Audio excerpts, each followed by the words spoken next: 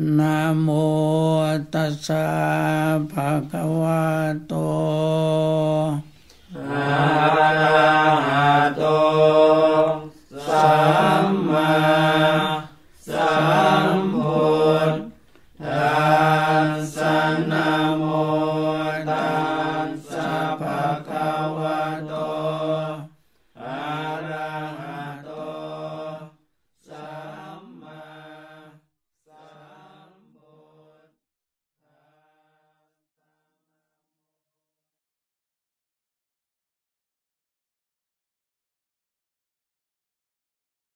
ะ Bueno, bienvenidos todos.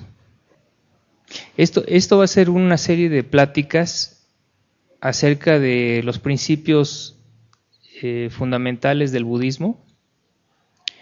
Voy a tratar de abarcar lo más importante y propiamente el día de hoy voy a hablar acerca de podríamos decir los preliminares o los primeros aspectos que se enseñan en el budismo.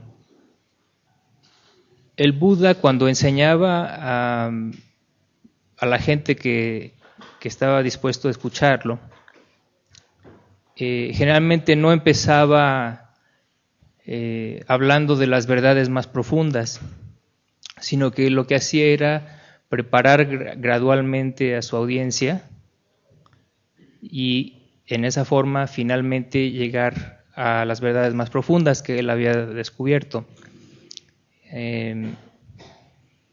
Entonces yo quisiera más o menos seguir el esquema tradicional en la escuela Theravada de cómo se enseña el budismo, ¿no? O qué aspectos son los que hay que revisar primero y cuáles hay que dejar para el final. Cuando el Buda enseñaba generalmente a un auditorio, a una audiencia que era nueva o que no conocía, que ellos no conocían al Buda, ¿no? No al revés. Les hablaba inicialmente de generosidad. Después de esto, él se enfocaba en instrucción acerca de la conducta moral. Después les hablaba de karma y el destino de los seres después de la muerte. Y en particular los alentaba a que a través del buen karma ellos lograran un renacimiento favorable, ya sea humano o en un plano superior al humano. Después de eso, él les hablaba ya acerca de la desventaja de los placeres sensoriales, les hablaba también acerca de la renuncia y finalmente, una vez que el oyente estaba ya preparado con todos estos antecedentes, les hablaba entonces de las 4 nobles verdades. Y en esta primera plática quisiera entonces abordar desde el punto de vista del budismo Theravada la generosidad. La generosidad es una virtud, se considera que es una perfección espiritual cuando se llega a la culminación de su desarrollo. Antes de eso es meramente una virtud que se practica. Es la primera de las llamadas 10 perfecciones espirituales o paramitas. Las otras son la conducta moral, la renuncia, la sabiduría, la energía, paciencia, la veracidad, la resolución, el amor benevolente y la ecuanimidad. Esas son las 10 virtudes que todo aspirante a la budeidad perfecciona. El requisito para convertirse en un Buda es precisamente culminar la perfección de cada una de estas virtudes. Por lo que respecta a grados inferiores de desarrollo espiritual, tenemos por ejemplo el caso de los arahants o de los nobles, aquellos que han logrado grados de iluminación. Para llegar a esto no es requisito perfeccionar absolutamente todas estas virtudes, pero sí se requiere un grado muy elevado de desarrollo. Los aspirantes a la iluminación en cualquier etapa en la que se encuentren necesitan desarrollar todas ellas, y muchas veces se considera en el budismo que inclusive en una sola vida uno puede tomar alguna de estas virtudes y específicamente desarrollarla, puesto que el número de renacimientos que se requiere para llegar a la, digamos, a la santidad, a ser un arahant, a ser una persona completamente liberada, es muy largo. Entonces hay suficiente tiempo para desarrollar cada una de estas. En las escrituras, particularmente en las yatakas o historias de la vida del bodhisattva, el bodhisattva es el aspirante a la budeidad que a través de muchos renacimientos va perfeccionando estas virtudes. En esas historias podemos ver cómo a veces el bodhisattva se aboca exclusivamente a perfeccionar una de estas virtudes, ¿no? Toda su vida la dedica exclusivamente a esto. Hay instancias en las que durante varias vidas se aboca exclusivamente a perfeccionar, por ejemplo, la generosidad, que es la primera de las virtudes, y así sucesivamente, hasta que finalmente en su última vida, previo a convertirse en un Sambuddha, en un Buda completamente iluminado, logra finalmente la perfección de todas estas 10 virtudes. Por lo que respecta a los practicantes de budismo, a los laicos o monjes y monjas, muchas veces hay personas que tienen, digamos, una cierta inclinación por una de estas virtudes, y entonces es muy bueno que durante su vida continúe con esa práctica. O por otra parte, uno puede reconocer, o algún maestro puede reconocer que uno está un poco desarrollado en alguna de estas perfecciones, y entonces el maestro puede sugerir que esa persona practique una de estas virtudes, ya sea la paciencia, la veracidad, la promoción de la energía, la conducta moral, cualquiera que sea. Ahora bien, se considera de que de todas estas virtudes, la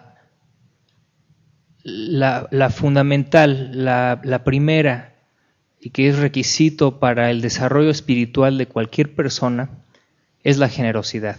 ¿Sí? Es la virtud base, por decirlo así. La generosidad inclusive, digamos que es una medida del valor ético de una persona. Ustedes pueden intuir el grado de desarrollo espiritual de la persona o su valor ético, observando qué tan generosa es, ¿sí? Nos da una muy buena indicación. La generosidad también es muy importante como el punto inicial en el budismo, porque a fin de cuentas a lo que nos conduce el Buda es a la pérdida del ego. Ese es el objetivo final, por decirlo de una forma. Y el acto generoso ya contiene esa semilla, la semilla para que se dé esta situación, ya que de alguna forma uno está dando algo que considera suyo, se está desprendiendo de algo en el que ha establecido, gracias a su ego, un nexo de propiedad, ¿sí? Y de alguna forma está rompiendo ese nexo. Y con eso rompe en una forma, digamos, inicial, la ilusión de que existe un sentido de propiedad, ¿sí? Y vamos hablando de propiedad en términos de cosas que poseemos o inclusive con respecto a nuestro cuerpo y nuestra mente. Entonces, por eso la generosidad es tan importante. Otro aspecto por el cual en el budismo se hace mucho énfasis en la generosidad es porque, en general, aunque no siempre, y ahorita lo vamos a ver con más detalle, la generosidad genera una sensación de gozo y felicidad. Si está hecha propiamente, genera ese tipo de estado mental. En sí es un acto sano y tiene la capacidad de generar estados mentales sanos. Ahora, desde el punto de vista budista, el valor de la generosidad no es en sí, podríamos decir, el valor y el provecho que pudiera venir en términos materiales con respecto a lo que se da, sino que la verdadera ventaja de la generosidad vendría siendo la capacidad que tiene ese acto para modificar la conciencia y tornarla en una conciencia gozosa, tranquila y feliz. ¿Por qué? Porque se considera ya desde el punto de vista de más sabiduría que una mente feliz, una mente gozosa, es una mente que puede ser fácilmente concentrada. Cuando la mente es fácilmente concentrada en el proceso de meditación, entonces con esa mente concentrada es posible ver las cosas tal como son, de acuerdo con el Buda. Una persona que ve las cosas tal como son, sufre un desencanto con esas cosas, precisamente por ser como son, es decir, impermanentes, últimamente insatisfactorias y carentes de personalidad. Y debido a ese disgusto, entonces, psicológicamente, a lo que da lugar es a un desapasionamiento con respecto a esas cosas. Y con ese desapasionamiento viene finalmente la liberación. Entonces ustedes pueden ver la conexión, ¿sí?, causal entre el acto generoso y la liberación. De hecho, todas las perfecciones espirituales de alguna forma están encausadas a eso, ¿sí? Desde el punto de vista budista, no digo que no tienen valor per se, pero su verdadero valor es que nos conducen a moldear la conciencia de forma que ésta sea apta para lograr el conocimiento introspectivo liberador. Entonces, esa es la importancia. Desde un punto de vista mundano, por supuesto, la generosidad tiene un sinnúmero de ventajas y de resultados deseables, y eso lo voy a mencionar más tarde.